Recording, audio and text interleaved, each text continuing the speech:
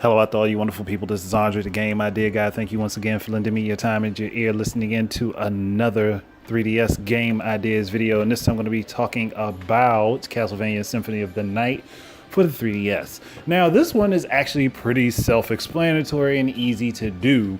And it's just me just wondering why it hasn't actually happened. But, you know, Konami, they don't always think about everything that they're doing.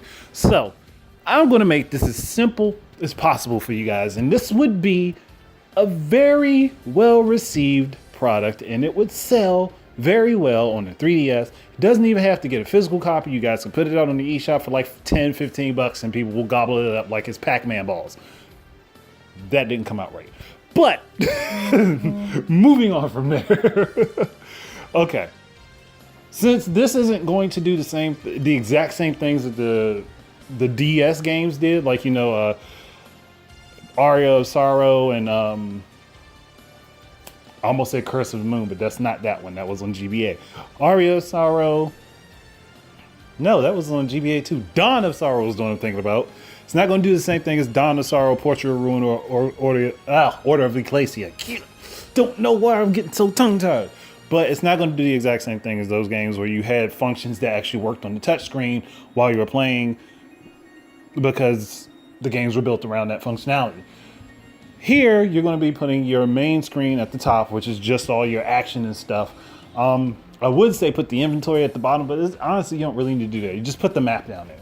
Like, so as the map, as it's opening up, as it's progressing, is going to be down at the bottom of the screen. And obviously, if you're playing with Alucard, you can actually purchase the rest of the castle map, or at least the main areas of the castle map and not the hidden ones.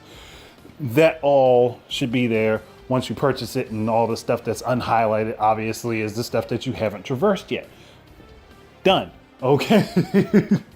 Now, as for content for this one, I would say all of the content from the Sega Saturn version of Castlevania Symphony of the Night, as well as the PSP version of Castlevania Symphony of the Night, all of that should be packed into this game. But it should run like it does on the PS1, like the original does. No, that's not the one that you're watching on my screen. You're actually watching the Japanese Sega Saturn version on my screen, because you'll notice like slowdowns and screen tearing and stuff. If it gets that far into the video. Like, depends on how quickly I get through this discussion. But either way, put all that stuff in there. Put in the sound test, put in the other two playable characters from jump. Have Richter and Maria be available from the start. And it lets you just choose. But also what the game should do is give a description of that play mode. So like when you're playing with Richter, you're playing Richter mode. You're playing with Maria, you're playing Maria mode. And it should give a rundown of each of those modes. And when you're playing with Alucard, you're playing the main story, the main game. There you go. Easy enough. Just tell, and that's what could be on the bottom screen when you're on the main menu, so that people know exactly what the hell that they're going to be playing. And the Alucard's mode can also have the cheat codes and stuff enabled after you earn them. But here's the difference. With this version of the game, I would have all of the cheat codes actually unlocked once you fully finish the game the first time through. Instead of having to worry about you achieving certain goals and stuff, like just have a list of them that's available that you can activate in the options menu, instead of having to go through the trouble of putting in a specific name. Though honestly, it's not really a bad thing, but you could do either. But I'm just saying it'd be a lot quicker the other way around.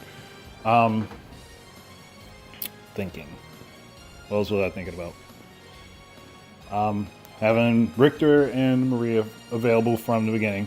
Allow you to be able to pick which costume you want Richter in without having to put in a code. Just give the option, make it available, and just have his portrait change. Like have a portrait swap. Have the portrait with him with the petticoat and stuff, and then have the portrait with him in his normal Belmont gear. That's really all they needed to do. That's all they would need to do for it. That's it. That is literally it. Like you can have a portrait swap. When you pick them on the main menu of the screen, you can have a portrait swap. I mean, they don't have to have any advantages and disadvantages over each other. It's just an aesthetic change, and a lot of people like a particular costume. And I actually think Maria got a different costume in the PSP version of the game, but since I've never actually played that one, I can't confirm it. but I do remember reading that somewhere. So have that option available for her where you can swap between different costumes. Alucard has the most flexible game when you use cheat codes anyway, so he really doesn't need a change. He's fine as he is once you start the game. That's really it. Like, that's it for them. Like, that's all you have to do for the main menu and all that stuff.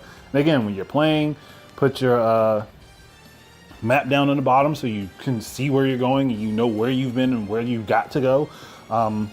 Make sure that the 2 areas that were in the Japanese Sega Saturn version of the game actually get in, which is the Hidden Garden, I believe, or the Underground Garden, and then that little corridor area that I keep forgetting the name of that has the ghosts and stuff that you can really level up really quickly on if you have like the Bible with you. Like if you have the Bible with you, you go in there and run back and forth in and out. You can level up extremely fast in that section of the game because it's I almost said Marble Zone.